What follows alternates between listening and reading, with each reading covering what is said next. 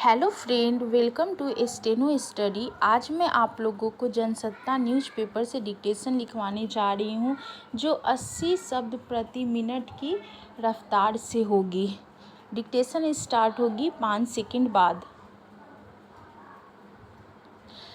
Start.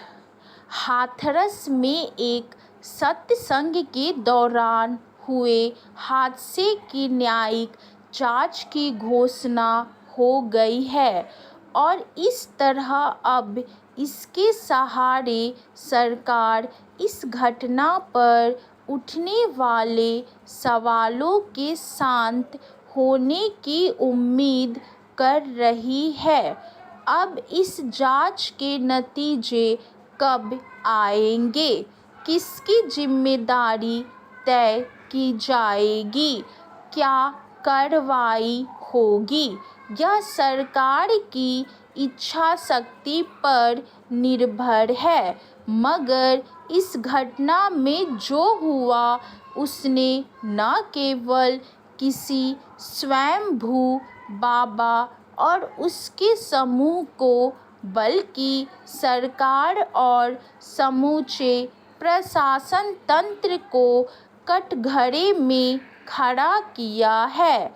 हालात यह है कि एक बाबा के कथित सत्संग के आयोजन को लेकर तो सभी स्तरों पर लापरवाही बरती ही गई।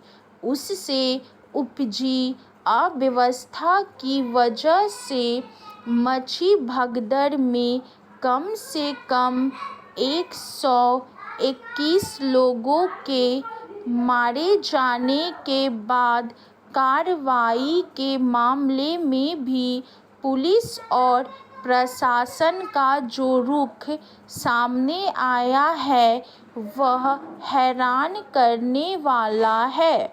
खबरों के मुताबिक भगदड़ के बाद 6 सेवादार भाग गए थे, जिन्हें बाद में गिरफ्तार कर लिया गया, लेकिन मुख्य आरोपी को पकड़ने के लिए 1 लाख रुपए इनाम की घोषणा की गई।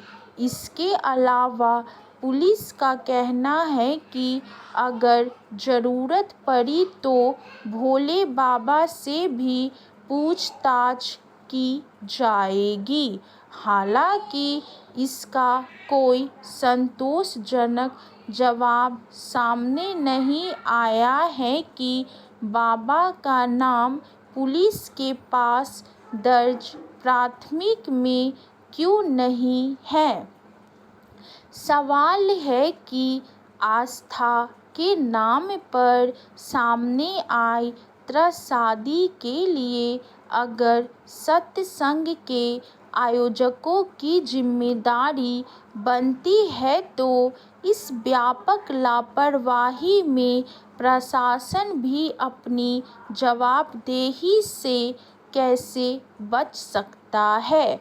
80,000 लोगों की जुटान की इजाज़त दे दी गई और 2.5 लाख लोगों का जमावड़ा हो गया, तो यह किसके आँख मूंद लेने की वजह से हुआ। इतनी बड़ी तादाद में लोगों के वहां आने के बाद प्रशासन ने क्या ऐसा किया ताकि आपात स्थितियों में बचाव हो सके। जिस राज्य में आए दिन सरकार किसी भी कोने में छिपे अपराधियों को काबू में करने का दावा करती रहती है, उसमें पुलिस और खुफिया तंत्र के इतने बड़े जाल के बावजूद भोले बाबा कैसे फरार हो गया। सब कुछ दुरुस्त होने के दावे के बीच एक भारी संख्या में लोगों को जुटाकर अपनी महिमा का बखान करता रहा। फिर भगदड़ के बाद उसके फरार हो जाने पर पुलिस उसे पकड़ नहीं पा रही और प्राथमिकी तक में उसका नाम नहीं है, तो इसके पीछे क्या वजह है? सच यह है कि इस तरह बाबाओं के समाज या साधारण लोगों के बीच पाँव पसारने और उन्हें मन मुताबिक संचालित करने के लिए भी सरकार की जिम्मेदारी बनती है। आम लोग अपनी जीवन स्थितियों में बेहतरी और विकास लाने के साथ साथ अच्छी पढ़ाई लिखाई करें, नए विचारों से समृद्ध हो, इसकी व्यवस्था करना सरकार का दायित्व है। मगर इसके समानांतर संदिग्ध पृष्ठभूमि वाला कोई व्यक्ति बाबा का रूप धरकर लोगों को इस हद तक प्रभावित कर लेता है कि कुछ पीड़ित भी भगदड़ और लोगों के मारे जाने के लिए उस पर सवाल उठाने को गलत मानने लगते हैं। स्टॉप।